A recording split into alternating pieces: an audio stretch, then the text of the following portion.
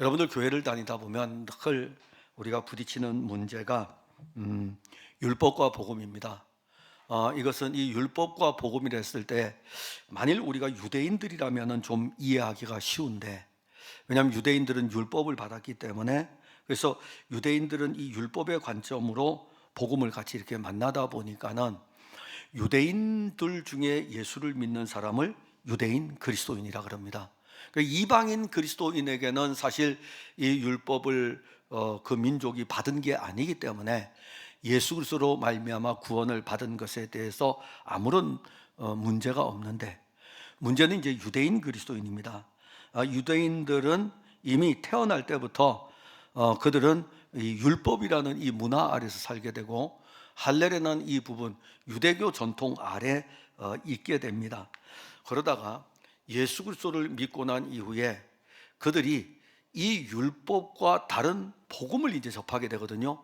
근데 실은 이 하나님의 아들 그리스도 복음이신 그분이 오셨을 때에는 율법을 이루기 위해서인데, 그리고 또 십자가에서 율법을 다 이루셨는데, 문제는 이제 그 믿음을 가지고 살아가는 성도들, 유대인 그리스도인들이 여전히 율법에 매여 있는 것입니다. 그러니까 복음이 온 것은 율법에서 자유함을 주기 위해서인데 계속 율법에 매여 있는 거예요. 근데 그게 혼자서 우리가 교회라는 공동체 안에서 신앙생활할 때 혼자서 이 문제로 고민하고 이 문제를 가지고 이제 뭐 교회의 그때 갈라디아 교회의 지도자라든가 이런 사람들을 통해서 다시 한번 복음에 대해서 알아가고 그러면 되는데, 이게 이제 혼자만의 문제가 아니라 교회 공동체 안으로까지 들어오게 됩니다.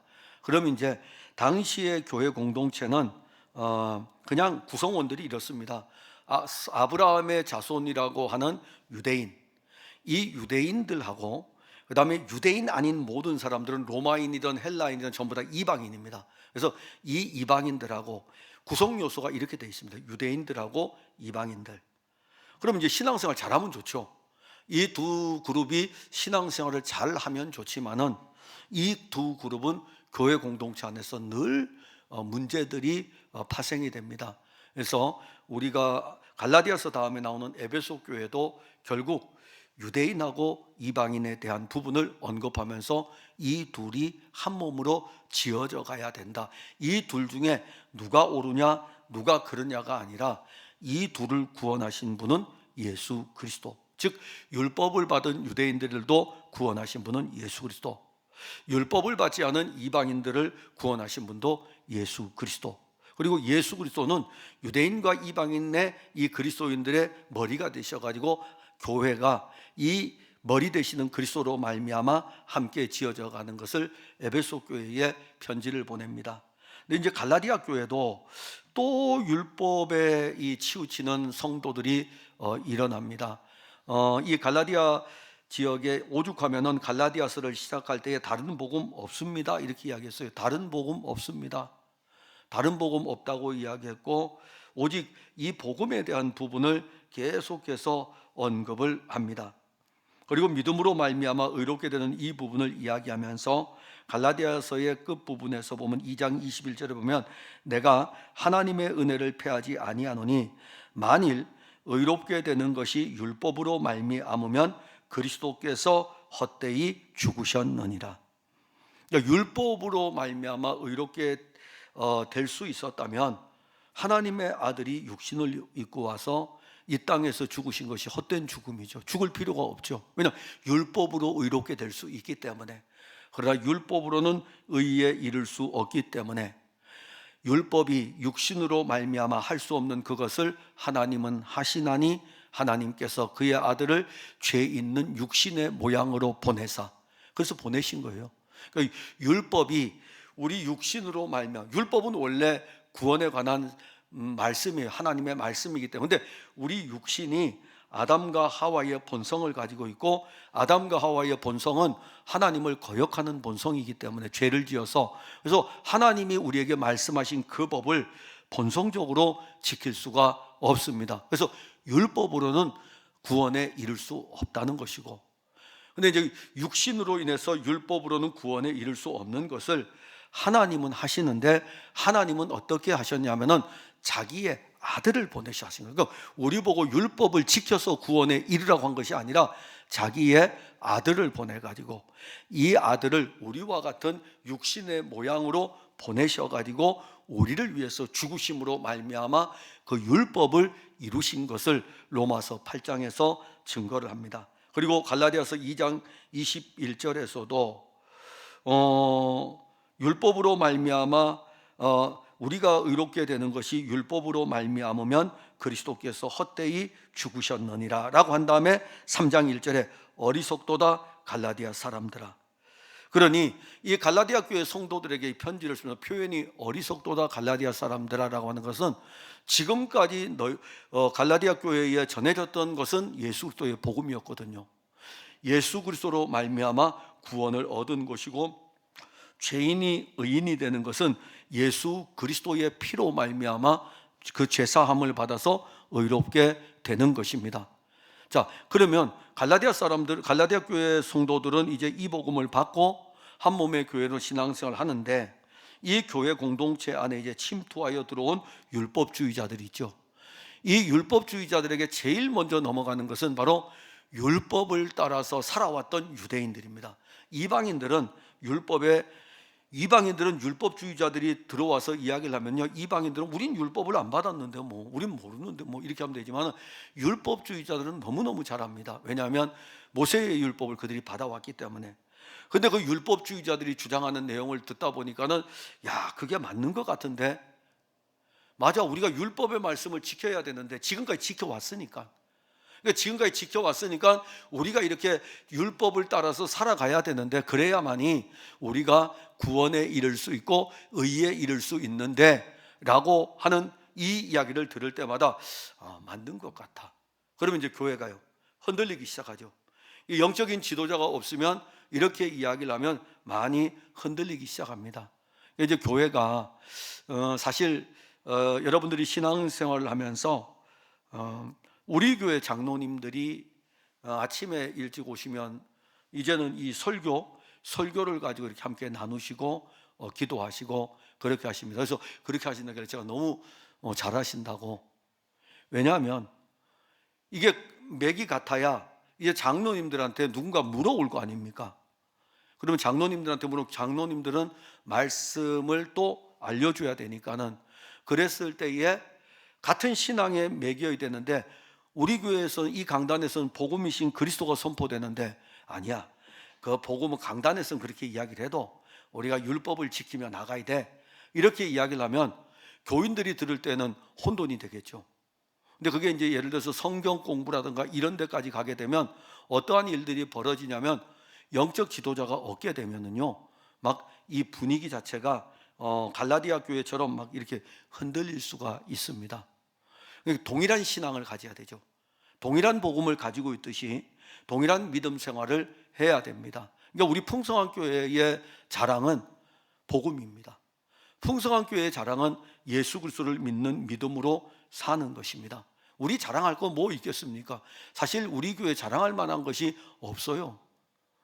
저도 자랑될 만한 것도 없고, 그리고 또 여러분들 죄송하지만은 여러분들이 다른 사람보다 열심히 있어서 자랑할 만한 것이 있겠는가?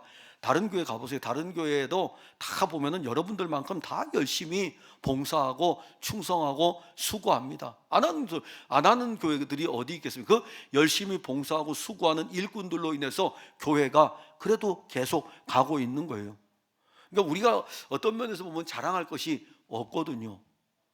그러니까 우리 교회는 정말 자랑해야 된다면은 우리가 함께 받은 예수 그리스도의 이 십자가의 복음인데, 언제부턴지 이 지금 갈라디아 교회 안에 들어온 어리석도다 갈라디아 사람들아 왜 넘어가는지 이해를 못하겠다 이거죠. 아니, 전한 이 복음이 십자가의 복음인데, 복음으로 말미암아 구원을 얻는 것인데, 이 유대주의자들이 들어왔다고 해서 거기에 넘어지면서 그 편에 동승하는 일들이 일어나는 부분에 대해서 참 어리석다. 여러분들이 생각할 때 그렇죠. 여러분들 교회 신천지에 빠지는 사람들이 불신자들입니까? 신자들입니까? 신자들이죠. 불신자들은 안 빠져요. 불신자들은 안 빠져요. 신자들이라고요. 그러면 우리가 생각할 때 이해할 수가 없죠. 아니, 나 그 집사님 이해를 못하겠어. 왜? 아니, 왜 신천지에 갔대? 아니, 누가 뭐 신천지 가고 싶어 갔나요? 어리석으니까 간 거죠. 복음을 제대로 모르니까 간 거죠. 우리 모두가 다 그 마귀의 그 괴계에 넘어질 수 있는 대상입니다. 신천지에 가면 목사님들도 있어요. 모르시죠? 아니, 목사님들이 있다니까요. 목회자들도 넘어져요. 아, 목사님 신학을 공부했는데도 넘어져요? 넘어진다니까요. 마귀의 계계가요, 우리가 생각하는 상상 이상이에요. 그 사람들은 그럼 교회 다닐 때 어떻게 들었을까요? 나는 절대로 신천지에 안 빠져 그랬을 거예요. 근데 빠진다니까요. 그게 바로 어리석은 거예요. 그러니까 지금 우리가 신앙생활을 할 때에 내가 가진 이 복음이 정확하게 그 어떤 신앙의 정체성이 바로잡혀 있지 않으면은 언제든지 흔들릴 수 있는 것입니다. 그러면 이 3장 1절을 풀어갈 때에 예수 그리스도께서 십자가에 못 박히신 것이 너희 눈앞에 밝히 보인다 이렇게 말씀했어요. 지금 갈라디아서를 쓸 때를 보면은 예수님 십자가에 못 박힌 지 25년 정도가 지난 뒤에요. 자, 십자가에 못 박힌 사건은 이 편지를 쓸 때는 25년 전에 있었던 일이에요. 그러면 이해가 안 되잖아요. 십자가에 못 박힌 것이 너희에게 밝히 보인다? 그러면 어저께 이 편지를 쓸 때 예수님 십자가에 못 박힌 것을 우리한테 이야기하는 것인가? 그게 아니죠. 25년 전이니까. 그럼 이 사람들 중에는 예수님이 예루살렘의 그 갈보리산에서 십자가에 못 박힐 때 본 사람 없어요. 없다고요. 없는데 왜 바울은 갈라디아 교회 편지를 쓰면서 예수 그리스도께서 십자가에 못 박히신 것이 너희 눈앞에 밝히 보인다고 이야기를 할까요? 오늘 이 본문의 내용을 보면은 하나에 흘러가는 중요한 말씀 하나가 있습니다. 성령이에요. 계속 성령을 언급합니다. 성령을 언급해요. 자, 그럼 무엇을 이야기하냐면 하나님의 영으로 말미암아 25년 전에 있었던 십자가의 사건이 우리 앞에 지금 2000년의 시간이 지난 뒤에도 우리 눈앞에 또렷이 보이는 거예요. 예수님 십자가의 사건은 분명 역사적으로는 2000년 전의 사건입니다. 그러기에 우리가 볼 수 있다는 것은 그는 육신으로는 볼 수 있다는 것이 거짓말이에요. 그러나 성령으로 말미암아 우리는 2000년 전에 십자가에 달리신 그 예수님이 우리 눈에 밝히 보이는 것입니다. 그거 이야기하는 거예요. 그러니까 지금도 여러분들 앞에 예수님이 우리를 위해서 십자가에 못 박히신 것이 밝히 보여진다면 그 사람들은 어리석어서 넘어지질 않죠. 왜냐하면 예수님이 십자가에 못 박혀 죽으신 것이 누구를 위함입니까? 우리를 위함 아닙니까? 우리를 위한 이 사건이 밝히 보여지는데 지금 십자가의 현장에서 생생하게 내 죄를 지고 죽으시는 그분이 밝히 보여지고 있는데 누가 넘어질 수 있겠습니까? 근데 갈라디아 교회 편지 쓰면서 너희 눈앞에 보이고 있다 이겁니다.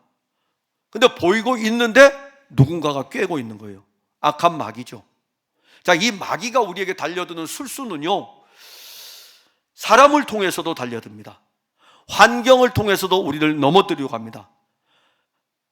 근데 또 가장 친근한 사람을 통해서도 달려듭니다. 이거 몰라요. 그렇다고 해가지고 오늘 목사님 설교할 때 그랬으니까는 또 너무 잘 받아가지고 옆에 있는 남편한테 당신 마귀야 이렇게 이야기하지 마세요. 제가 지금 여러분들에게 전하려고 하는 의중을 잘 보시면 복음을 회방하는 세력들이 가장 가까운 곳에 있을 수 있습니다. 왜냐하면 마귀는 그 사람을 들어가지고 이 사람 넘어뜨려야 되니까는 이 사람 넘어뜨리려면 가장 가까운 곳에 있는 사람이에요. 저도 마찬가지. 저를 넘어뜨리려고 마귀가 저를 넘어뜨리려고 수도 없이 달려들겠죠. 복음 아니야. 이 설교자가 설교를 할 때에 늘 고민이 뭐냐면 늘 동일한 복음을 전해야 되잖아요. 제가 이 말 전했다가 이 말씀을 전하면 여러분들이 어떻게 될까요? 아, 우리 목사님은 엊그제는 복음이었는데 오늘은 또 율법이네. 어제도 율법이었는데 오늘은 또 복음이네. 그럼 복음이야 율법이야 혼돈될 거 아닙니까? 동일한 복음이 전해지는데 마귀는 제 안에 어떤 것들을 일으키는지 압니까? 저는 이제 설교자잖아요. 여러분들이 교회 생활 하는 모습들이 다 보인다고요. 그러면은 율법으로 접근하려고 그래요. 율법으로. 왜 그렇게 신앙생활 하십니까? 왜 예배를 그렇게 드리십니까? 이렇게 접근하려고 그러죠. 그래서 어느덧 제가 하나님의 자리에 있는 거예요. 판단자가 돼가지고. 모든 것의 판단은 하나님이 하시는데, 그럼 누가 이렇게 깨는 거죠? 저를 자꾸 강단에서는 복음이신 그리스도가 선포돼서 말씀이 그 사람을 살려가야 되는데, 저는 저도 모르게 율법을 가지고 제시를 한다고요. 저도 이렇게 넘어간다고요. 강단에서 설교하는 설교자도. 그래서 오늘 이 1절에 나오는 누가 너희를 깨더냐라고 하는 이 부분, 모두가 다 넘어질 수 있습니다. 모두가 다 그 게임에 넘어갈 수 있습니다. 그리고 모두가 다 사탄의 앞잡이도 될 수 있습니다. 혹 설교를 들으면서 나는 절대로 그렇지 않다고. 아니요, 우린 그렇게 연약한 존재입니다. 그렇게 연약한 존재예요. 그러면서 2절에 보면 내가 너희에게서 다만 이것을 알려 하노니, 그래서 바울이 갈라디아 교회 편지를 쓰면서 난 정말 너희들에게 지금 알고 싶은 게 있다. 아마도 바울은 신방을 했으면, 갈라디아 교회 교인들 한 사람 한 사람 집을 신방을 했으면 이 부분을 물어보겠죠. 너희가 성령을 받은 것이 율법의 행위로냐 혹은 듣고 믿음으로냐. 자, 이제 바울이 우리 풍성한 교회를 신방을 하는 거예요. 그래서 성도들에게 신방하면서 이걸 묻겠죠. 우리에게는 이거부터 물어보길까요? 성령을 받았습니까? 자, 성령을 받았습니까? 이렇게 물어보겠죠. 그러면 그 다음에 물어보는 게 있어요. 성령을 받았다면 듣고 믿음으로 받은 것입니까? 아니면 율법의 행위로 받은 것입니까? 굉장히 어려운 질문 같지만 우리가 우리에게 던져봐야 돼요. 여러분, 성령 받으셨습니까? 성령을 받으셨습니까? 성령을 받으시면은요, 우리 안에서 무엇이 일어나냐면 그 영은, 그러니까 성경대로 여러분들이 보시면 돼요. 하나님의 영은 우리에게 그리스도를 알려주는 것 밖에 없어요. 다른 거 안 알려줍니다. 내가 가면 또 다른 보혜사를 너희에게 보내는데 그가 오면 내게 대해서 증언한다 이겁니다. 그럼 결국 성령을 받았느냐라고 했을 때에는 성령은 우리에게 끊임없이 그리스도를 전할 것이고, 그리스도가 우리에게 믿어지게 함으로 말미암아 복음이 받아들여지니까는 그 사람은 성령을 받은 것이죠. 그래서 우리 이렇게 흔히 던지면 성령을 받았느냐 물어보면 사람들이 막 혼돈이 돼요. 야, 방언해야 돼? 예언해야 돼? 신유의 은사가 있어야 돼? 성령을 받은 어떤 증거가 있어야 돼? 성령을 받은 것에 대해서는 여러분들 안에서 이미 일하셔요. 근데 저희의 과정을 이야기하면, 제가 청년 시절에 대학생 시절 교회를 딱 갔는데 예수를 믿느냐라는 이 부분을 늘 물었어요. 부흥회 때마다 예수 믿는 사람 손 들으라고. 근데 전에도 이야기했지만 들까 말까 했던 것은 또 물어볼까 봐.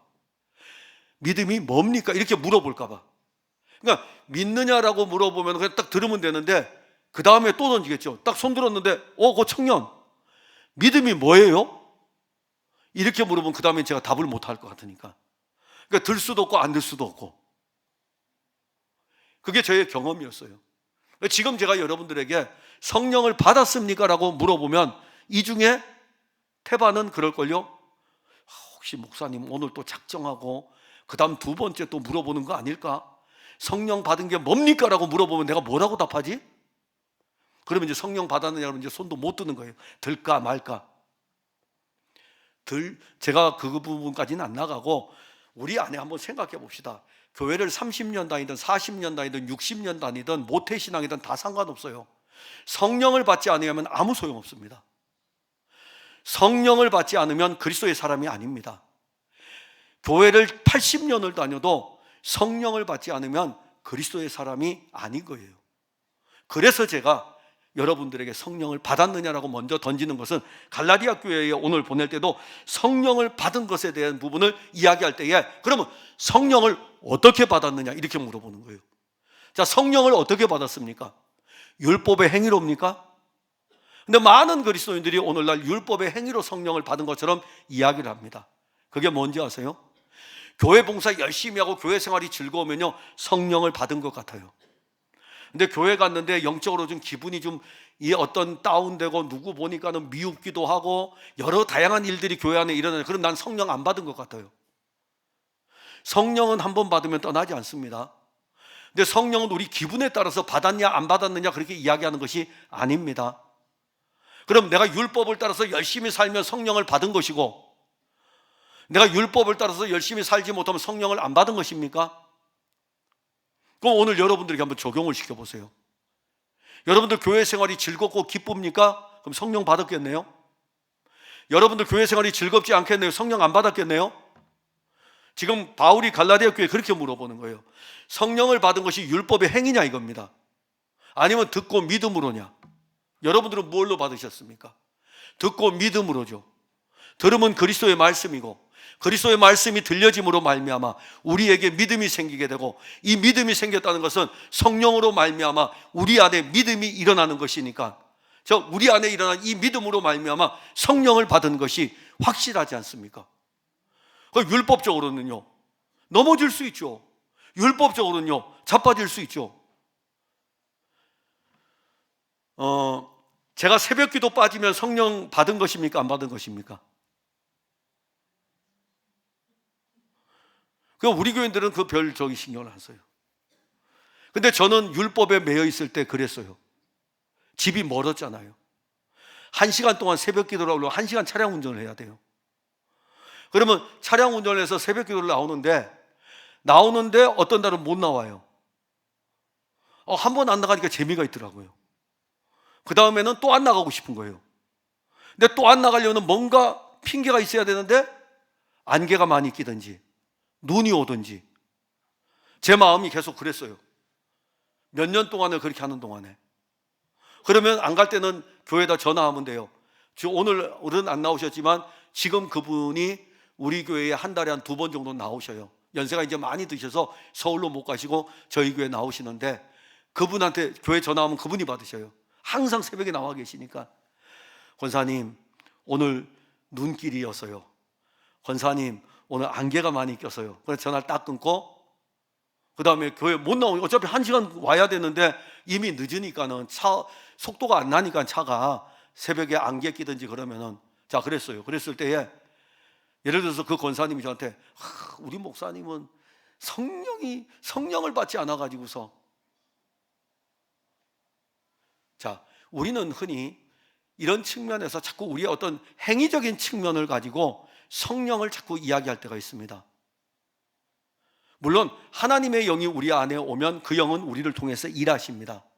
그런데 우리가 육신을 입고 있잖아요. 이 육신 때문에 고단할 때에는 새벽에 나오다가 고단하면 주무셔요. 그 안에서 이제 일어나면서 영적 갈등이 일어날 겁니다. 그럴 때에 막 영적 가야 되나 말아야 되나 이런 일들이 새벽에만 일어나는 게 아니에요. 교회 봉사를 할 때도 나타나고 다양하게 다 나타납니다. 이 내적인 이 갈등 속에서 주의 영이 주시는 기쁨을 누리셔요. 율법에 자꾸 매여가지고 안 가게 되면 목사님이 뭐라고 할까, 언제까지 그렇게 생활하시려고, 신앙생활 하시려고요? 그리스도 안에서의 자유 아닙니까? 제가 한 목소리는 하겠죠. 왜 집사님 안 나오셔서 이렇게 할 수 있을지라도 여러분들이 누리는 것은 생명의 자유예요. 분명 우리가 성령을 받은 것은 듣고 믿음으로 말미암은 것입니다. 이 들음은 그리스도의 말씀이고요. 그래서 우리가 하나님의 말씀을 들어야 된다는 것은, 들으면 그러면 성령을 받느냐? 아니에요. 말씀이 들려질 때에 하나님의 영이 이 말씀과 일하여 가지고 이 말씀이 우리 안에 성령이 오심을 알게 해주어요. 신비한 말씀을 우리가 보게 되는데, 예수님께서 그 입에서 나사로야 나오라라고 말씀했습니다. 나사로야 나오라. 나사로 죽었거든요. 그런데 이 말씀이 갔을 때 이 말씀이 나사로를 살리거든요. 이 말씀이 살리는 거예요. 그러니까 우리의 영을 살리는 것은 말씀이셔요. 말씀이 일하시는 것입니다. 그래서 믿음은 들음에서 나고, 들음은 그리스도의 말씀으로 말미암는다는 것은, 이 말씀으로 말미암아 우리가 살아나는데, 살아나 보면 무엇을 알게 되냐면은 듣고 믿음으로 내가 성령을 받았다는 것을 알게 되는 것입니다. 우린 결코 율법의 행위로 성령을 받은 것이 아니죠. 그래서 3절에 너희가 이같이 어리석으냐라고 하면서 분명 너희들은 성령을 받았고 듣고 믿음으로 말미암아 성령을 받았는데 성령으로 시작을 했는데 왜 육체로 마치려느냐? 아니, 신앙생활 시작은 성령으로 받아가지고 성령의 은혜로 시작을 했는데 왜 지금 와가지고 너희들의 신앙의 영적인 걸음이 육체로 맞춰지느냐 이겁니다. 이게 이제 우리가 목사들이 조심해야 되고 장로들, 안수집사, 권사들이 조심해야 됩니다. 왜 그럴까요? 이게 바로 우리가 가지고 있는 어떤 영적인 패턴이 될 수가 있어요. 우리 분명 처음 시작할 때에 제가 목사가 되기 전에 저도 성령을 받았고 여러분들이 장로나 안수집사나 권사나 이런 어떤 직분을 맡기 전에 성령을 받았습니다. 그리고 교회를 위해서 열심히 하다가 이제 한 몸의 교회를 세워가기 위해서 여러 직분을 맡아서 교회 일을 하게 됩니다. 근데 교회 일을 하는 과정 속에서 이제 무엇이 앞에 설까요? 육체가 앞에 서게 되죠. 육체가 앞에 서면서 육체로 계속 접근하는 거예요. 육체로 접근하다 보니까는 내가 이제 받은 성령까지도 잊어버리고 있는 거예요. 내가 분명히 성령을 받았는데 성령의 사람인데 육체로 계속 이야기를 하고 있는 거예요. 뭐 어떤 봉사를 할 때도 육체적인 측면에서 이야기를 하고 있고. 그래서 바울은 갈라디아 교회에 야, 너희들이 분명히 성령을 받았는데 이 성령으로 시작을 했는데 왜 육체로 마치려 하느냐? 그러니까 처음 사랑을 회복하라는 이 의미는 뭐냐 하면은 받은 바 성령의 은혜를 다시 한번 찾으라는 것입니다. 그 은혜로 다시 한번 돌아가라는 거예요. 이미 우리는 하나님의 영을 받았으니까 그 영으로 말미암은 기쁨의 신앙생활을 할 것을 알려주는 것입니다. 5절에 보면요, 너희에게 성령을 주시고 너희 가운데서 능력을 행하시는 이의 일이, 자, 너희에게 성령을 주시고, 그러면 성령은 내가 노력해서 받은 것이 아니라 우리에게 선물로 주어진 것입니다. 너희에게 성령을 주시고 너희 가운데서 능력을 행하시는 이, 즉 우리 안에 성령을 주시고 그 영이 우리 안에서 능력으로 일을 하시는데 이것도 또 이야기해요. 그게 또 율법의 행위에서냐 아니면 듣고 믿음에서냐.